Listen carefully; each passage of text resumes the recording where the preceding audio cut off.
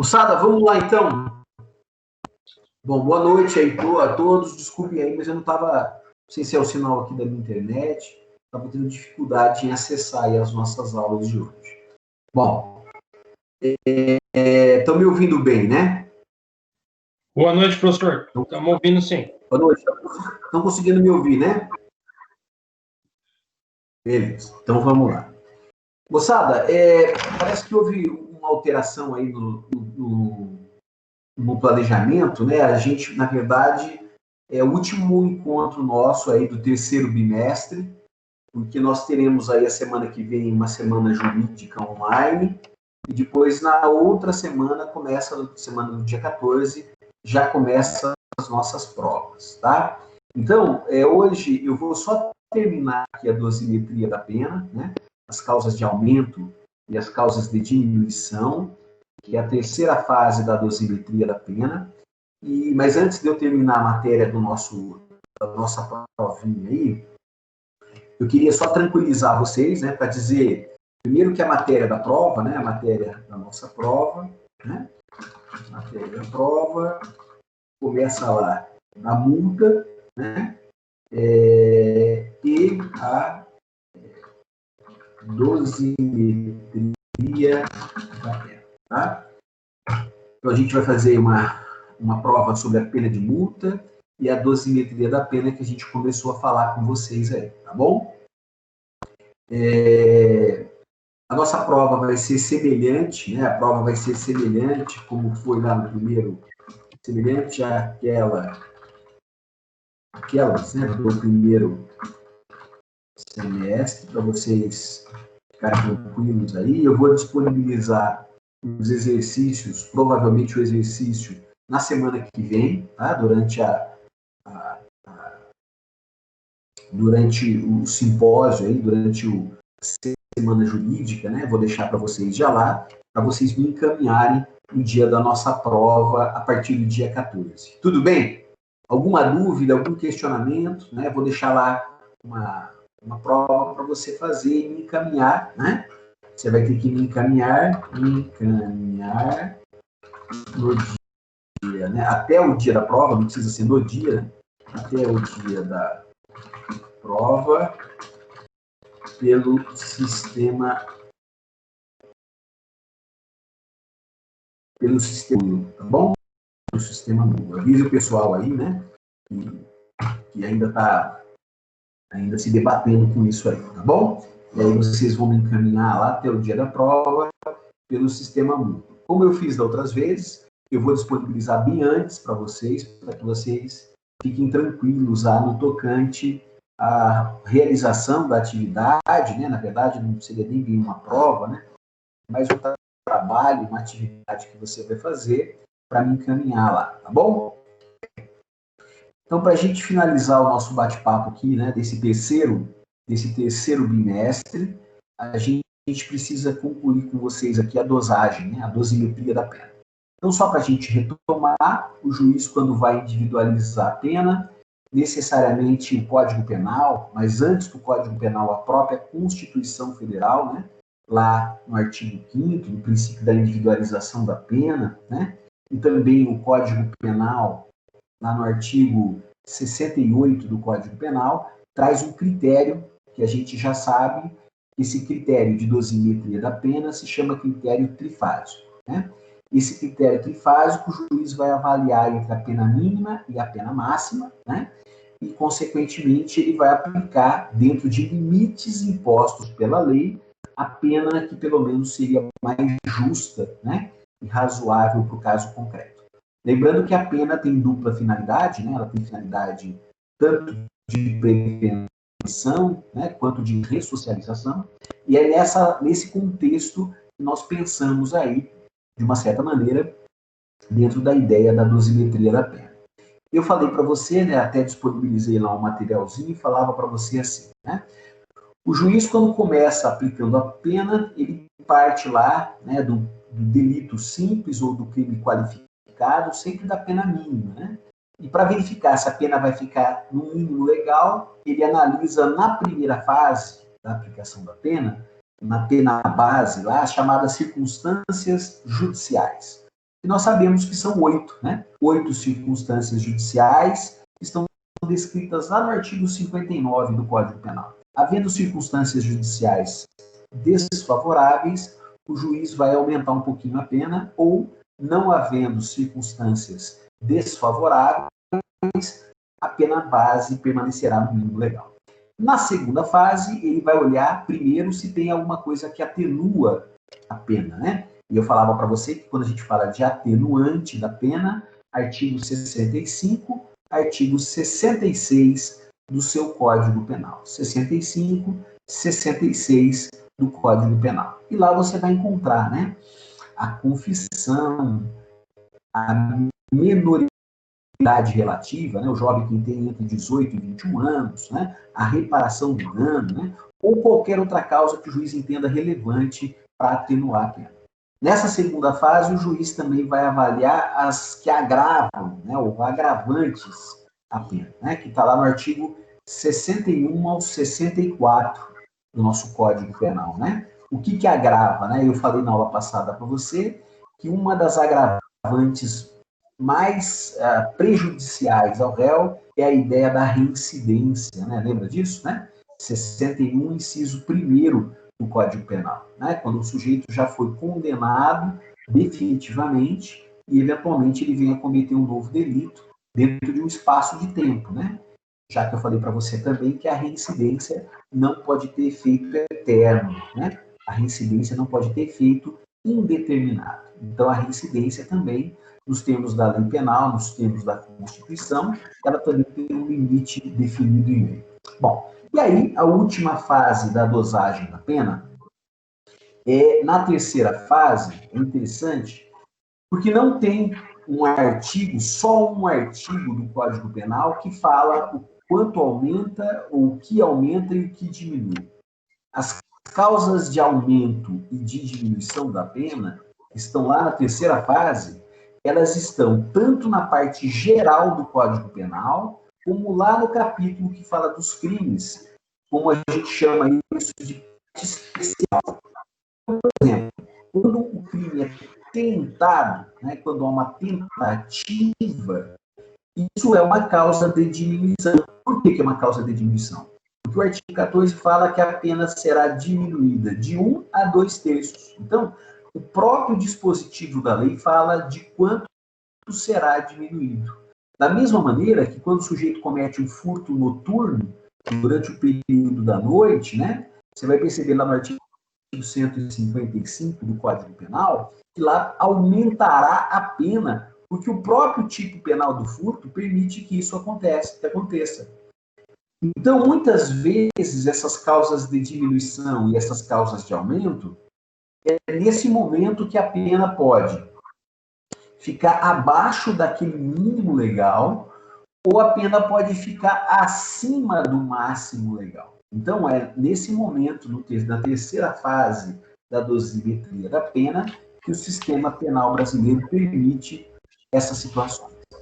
Então, as causas de diminuição e as causas de aumento, elas não estão só em 1 ou 2 artigos, elas estão dispersas pela legislação penal, seja no âmbito da parte geral, né, do artigo 1º ao artigo 100, lá, do artigo 120 do Código Penal, como elas estão também dispersas a partir do artigo 121, que é o homicídio, né, até o finalzinho do Código Penal, e também nas legislações penais especiais, né, como a lei de drogas, né, como leis ambientais, crimes tributários.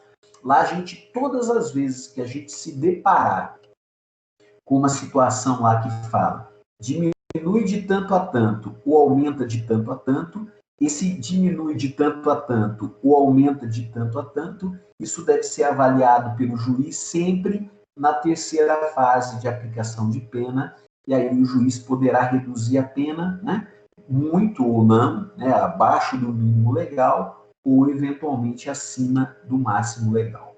E aí, dentro do critério trifásico, ele passa por todas as 3 fases, né?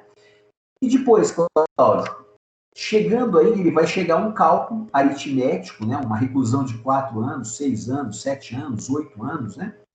E vai analisar se, com base nessa condenação, né, com base nos elementos dos autos, qual vai ser o regime prisional. Se vai ser o fechado, se vai ser o semiaberto, se vai ser o aberto, ou até se ele pode substituir a pena privativa de liberdade pela restritiva de direitos, lá do artigo 43 e artigo 44 do nosso Código Penal.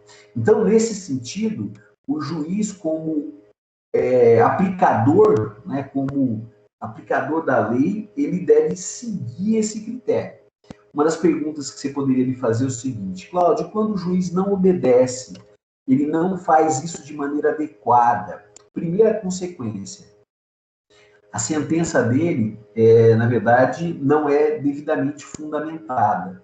Ela padece de um vício de fundamentação. Ou seja, o que é isso que eu quero dizer para vocês? Existe um comprometimento na fundamentação do juiz no tocante à dosagem da pena. E o que pode acontecer? O tribunal vai consertar isso, né? Ou, se o erro for muito grande do juiz, ele pode anular a sentença ou mesmo corrigir o quanto da pena que eventualmente foi fixado, né? Então, isso, na verdade, muitas vezes é alvo, né, de recursos de apelação, né? Porque é bom saber que da sentença o recurso cabível é a apelação, né? Esse recurso de apelação vai subir ou para o Tribunal de Justiça, sendo causas estaduais, e sendo causas de competência da Justiça Federal, ao Tribunal Regional Federal, que, analisando o recurso, vai verificar a aplicação desse critério trifásico e verificar se o juiz adotou de maneira correta esse critério no momento que ele foi dosar a pena. Bom, então, para quem está assistindo a aula aí, a dica, né, para aqueles que vão militar na área criminal, a dica é sempre tomar cuidado no momento que o juiz faz a dosagem da pena. Bom, como isso, Cláudio? Então eu preciso aprender a fazer os cálculos aí, verificar se o juiz, de maneira fundamentada, de maneira correta, se ele seguiu esse caminho e se esse caminho que ele seguiu está muito bem fundamentada no momento da sentença, né? Para que, eventualmente, a gente possa, no caso de deficiência, né, no caso em que a sentença não é feita de maneira correta, de maneira a seguir a ideia da individualização da pena, a gente possa obter a anulação ou mesmo conserto dessa sentença criminal que foi proferida de maneira a não respeitar as regras do critério trifásico descrito expressamente no artigo 68 do seu Código Penal brasileiro. Bom, Outra coisa, né, que na verdade a gente vai conversar com vocês nos nossos próximos encontros, são os efeitos que uma condenação criminal pode ter, né? Quais são os efeitos que uma condenação criminal pode gerar no âmbito do direito penal? Presta atenção no que eu vou falar, ó. Quando eu falo em efeitos de uma condenação criminal, nós temos vários efeitos, né? Se você olhar aí o artigo 91 e o 92 do seu Código Penal, você vai encontrar alguns efeitos genéricos, né? E outros efeitos que são específicos, né? Então, por exemplo, quando eu vejo que alguém foi condenado criminalmente, você vai perceber, segundo o artigo 91, inciso 1º, que um dos elementos é tornar certa a obrigação de indenizar o dano causado pelo crime. Então, olha que situação interessante, né? O sujeito que é condenado criminalmente, segundo o artigo 91, inciso 1º, um dos efeitos da condenação criminal é a reparação do dano, né? Ou seja, o sujeito deve reparar não só os danos materiais, mas também os danos morais que eventualmente esse sujeito causou. Outra coisa importante é a perda em favor da União, né? Ressalvado o direito de lesado de terceiro de boa-fé. Ou seja, os bens, objetos, aquilo que foi eventualmente... O outro é o 92, Camila. São os artigos. Artigos 91 e 92, tá? Colocando aí para você, ó. 92 do Código Penal. Beleza? Então, você vai verificar lá também que a perda em favor da União, né, dos instrumentos praticados pelo crime, né, o produto do crime, né, os bens ou valores, né, o que eu quero dizer com isso? O que a lei penal quer dizer com isso? Né? Então, além do veículo, do dinheiro, da fazenda, dos imóveis, do dinheiro em conta, né, dos celulares, né, dos veículos, né, de tudo aquilo que foi utilizado não só como instrumento, mas também que gerou a atividade, a riqueza que gerou a atividade criminosa, será perdida em favor da União. Então, se isso é interessante, né, isso é muito importante, inclusive as modificações aí do pacote anticrime, né, se você olhar aí, por exemplo, no artigo 91A do Código Penal Brasileiro, né, tem uma novidade aí, né, trazida agora, recentemente, em 2019. Por que é importante essa novidade, que inclusive a gente vai falar dela com bastante carinho aí logo logo? Porque o Estado percebeu que o combate à criminalidade organizada necessariamente passa também pelo combate à riqueza, né? O crime organizado, para funcionar, precisa de dinheiro. Ninguém trabalha de graça, nem bandido trabalha de graça. Então, nesse sentido, uma das atuações que o Estado tem que ter, né, no enfrentamento efetivo à criminalidade organizada é buscar o perdimento, né, ou melhor, buscar o bloqueio e a perda dos instrumentos, objetos, né, e principalmente da riqueza obtida com aquilo que o crime eventualmente promove, né? Então, isso é interessante, né? Inclusive, esse artigo 91A, né, 91A do Código Penal, que é novidade aí, fala que na hipótese de condenação por infrações penais, as quais a lei comine pena máxima superior a 6 anos de reclusão, poderá ser decretada a perda como produto ou proveito do crime dos bens correspondentes à diferença entre o valor do patrimônio do condenado e aquele que seja compatível com o rendimento, o seu rendimento lícito, né? Então, são sinais de riqueza, né? Não sei se vocês chegaram a ver o jornal ontem, um grupo de estelionatários que estava praticando golpes aí com cartões falsos, né? E que o rapaz lá, né, desempregado, estava em Cancún, né? estava vivendo a vida aí, né, com motos, veículos, carros, né, viagens, né, toda uma sinais de riqueza que não eram compatíveis com a sua atividade, né? Isso tudo, se for demonstrado, né, obedecendo aí o artigo 91A, que foi trazido com o pacote de crime, pode eventualmente ser objeto de bloqueio e perda em favor do Estado, tá? Então, é uma consequência importante, né? É algo importante que nós também devemos trabalhar aí nesse sentido, tá? Outra coisa importante para a gente poder destacar com vocês aqui, que também, segundo o artigo 92 do Código Penal, a perda de função, de cargo, função pública ou mandato eletivo, né?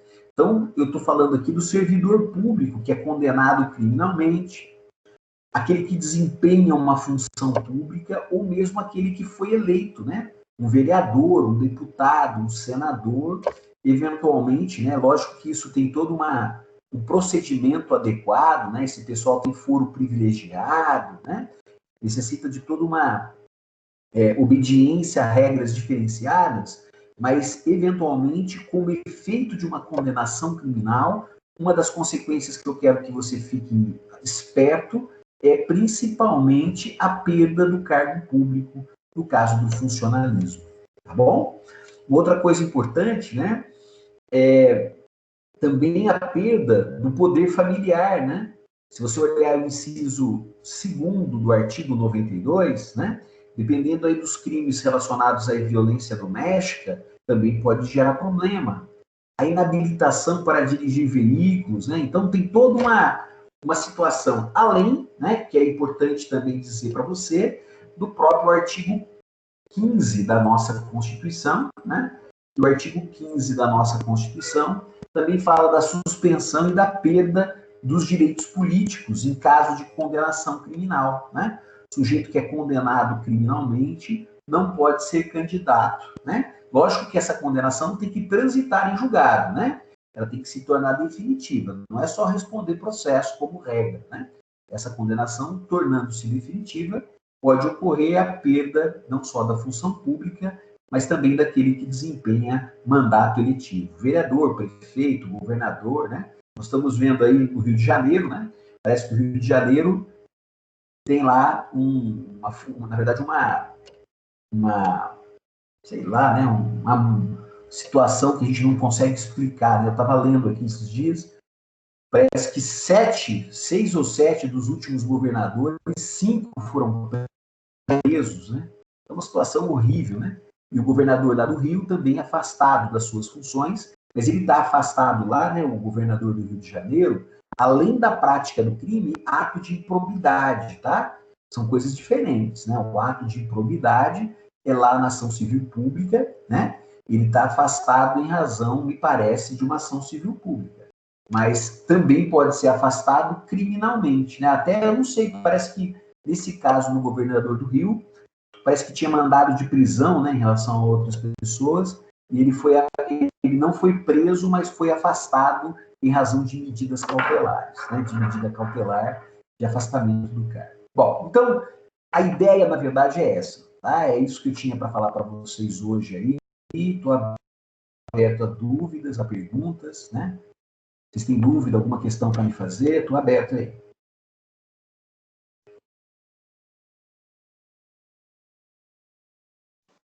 Tudo certo aqui, professor. Obrigada. Bom. Então é isso aí que eu tenho para fazer. Tá? Tá tranquilo. Boa semana jurídica para vocês. Tá bom? Boa semana jurídica. O exercício eu vou deixar lá logo. E aí a gente dá andamento. Tá bom, Suzana? Ana? Beleza? Perfeito. Obrigadão, viu? Beleza, professor. Abraço para vocês. Beleza, aí. professor. Tchau, tchau. Boa noite. Falou, professor. Tchau. Boa noite. Boa noite, professor. Obrigada.